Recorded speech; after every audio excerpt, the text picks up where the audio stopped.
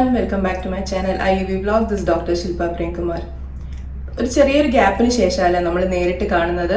ചെറിയൊരു viral infection ഒക്കെ ആയിട്ട് ഇരിക്കുകയായിരുന്നു. റിക്കവറി ആയതേ ഉള്ളൂ. അതാണ് നേരിട്ട് വീഡിയോയിൽ വരാൻ പറ്റാഞ്ഞത്. എന്നിരുന്നാലും നിങ്ങൾക്ക് എല്ലാവർക്കും സുഖമാണെന്ന് പ്രതീക്ഷിക്കുന്നു. ഹെൽത്തും കാര്യങ്ങളൊക്കെ എല്ലാവരും ശ്രദ്ധിക്കുക.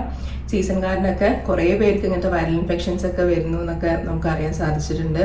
അപ്പോൾ എല്ലാവരും ടേക്ക് കെയർ ചെയ്യുക. ഓക്കെ, നേരെ നമുക്ക് ഇന്നത്തെ വീഡിയോയിൽ പോവാം. ഞാനിന്ന് പറയാൻ പോകുന്നത് എക്സാം റിസൾട്ട്സ്, അതായത് CPT എക്സാം റിസൾട്ട്സിൻ്റെ കുറച്ച് കാര്യങ്ങളെ പറ്റിയാണ്.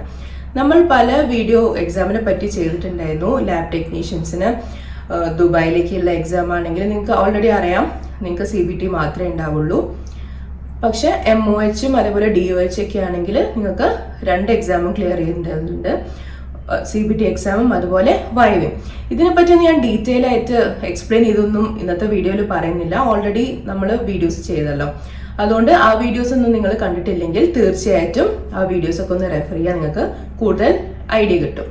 അപ്പോൾ ഇന്ന് ഞാൻ പറയാൻ പോകുന്നത്, ഇപ്പോൾ നിങ്ങൾ CPT എക്സാംസ് കഴിഞ്ഞതിന് ശേഷം എന്തൊക്കെയാണ് സംഭവിക്കുക.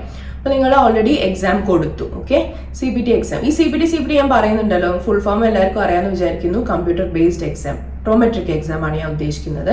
അപ്പോൾ ഈ എക്സാം നിങ്ങൾ കൊടുത്തതിന് ശേഷം എപ്പോഴാണ് റിസൾട്ട് വരിക?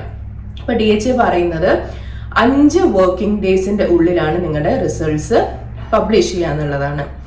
അപ്പോൾ ചില ആൾക്കാർക്കൊക്കെ 1-2 ദിവസത്തിൻ്റെ ഉള്ളിൽ തന്നെ റിസൾട്ട്സ് ലഭിക്കാറുണ്ട്. എൻ്റെ കേസ് എടുക്കുകയാണെങ്കിൽ ഞാൻ ഉച്ചയ്ക്കാണ് എക്സാം കൊടുത്തത് കേട്ടോ. ഞാൻ ഉച്ചയ്ക്ക് എക്സാം കൊടുത്തിട്ട് രാത്രി ഒരു 9:30 ഒക്കെ ആകുമ്പോൾ തന്നെ എൻ്റെ റിസൾട്ട് വന്നു. മിക്കവർക്കും അങ്ങനെ വരുന്നതായിട്ട് ഞാൻ കേട്ടു. അന്ന് തന്നെ അല്ലെങ്കിൽ പിറ്റേ ദിവസം രാവിലെയോ വൈകുന്നേരമായിട്ടൊക്കെ മിക്കവർക്കും റിസൾട്ട്സ് കിട്ടുന്നുണ്ട്.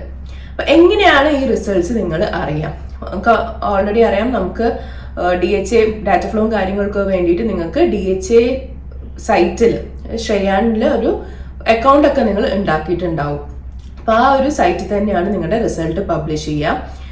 അപ്പോൾ എങ്ങനെയാണ് ഈ റിസൾട്ട് നോക്കുക എന്നുള്ളത് ഞാൻ സ്റ്റെപ്പ് ബൈ സ്റ്റെപ്പ് വേറൊരു വീഡിയോ ആയിട്ട് നിങ്ങൾക്ക് വേണ്ടി ചെയ്തുതരാം. ഓക്കെ, നിങ്ങൾ DHA ആ സൈറ്റിൽ പോയി നിങ്ങളുടെ റിസൾട്ട്സ് നോക്കുമ്പോഴാണ് നിങ്ങളുടെ റിസൾട്ട് പാസ് ആണോ ഫെയിൽ ആണോ എന്ന് അറിയാം. അപ്പോൾ നിങ്ങൾക്ക് എത്ര സ്കോർ ആണ് ലഭിച്ചതെന്നൊന്നും നിങ്ങൾക്ക് അറിയാൻ പറ്റില്ല.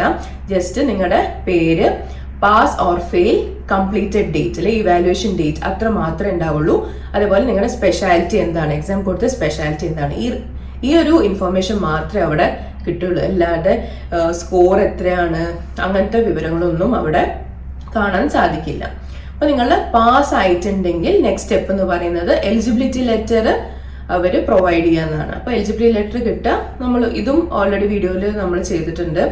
ഡാറ്റ ഫ്ലോ ഒക്കെ കഴിഞ്ഞ് ഡോക്യുമെന്റ് വെരിഫിക്കേഷൻ ഒക്കെ കഴിഞ്ഞതിന് ശേഷമാണ് നിങ്ങൾക്ക് ഈ ഒരു എലിജിബിലിറ്റി ലെറ്റർ ഇഷ്യൂ ചെയ്യുക. അപ്പോൾ ഈ ഒരു പാസ് ആയിട്ടുണ്ടെങ്കിൽ നെക്സ്റ്റ് സ്റ്റെപ്പ് ആ ഒരു എലിജിബിലിറ്റി ലെറ്റർ ഇഷ്യൂ. ഓക്കെ, ഇനി ഫെയിൽ ആയിട്ടുണ്ടെങ്കിൽ എന്തൊക്കെയാണ് കാര്യങ്ങൾ, എത്ര അറ്റംപ്റ്റ്സ് ആണ് ഉണ്ടാവുക, എങ്ങനെയാണ് ആ പ്രൊസീജിയേഴ്സിലേക്കൊക്കെ കിടക്കേണ്ടതെന്നൊക്കെ ഡീറ്റെയിൽ ആയിട്ടും പറയേണ്ടതുണ്ട്. അതുകൊണ്ട് നമുക്ക് വേറൊരു വീഡിയോ ആയിട്ട് ഞാനത് പറഞ്ഞുതരാം. ഓക്കെ, അപ്പോൾ ഇത്രയൊക്കെയാണ് CPT എക്സാംസിനെ പറ്റിയുള്ള വിവരങ്ങൾ. ഈ ഒരു ഷോർട്ട് വീഡിയോ നിങ്ങൾക്ക് എല്ലാവർക്കും യൂസ്ഫുൾ ആയെന്ന് പ്രതീക്ഷിക്കുന്നു. മറ്റൊരു വീഡിയോയുമായി കാണാം. Stay healthy, stay safe. Thank you.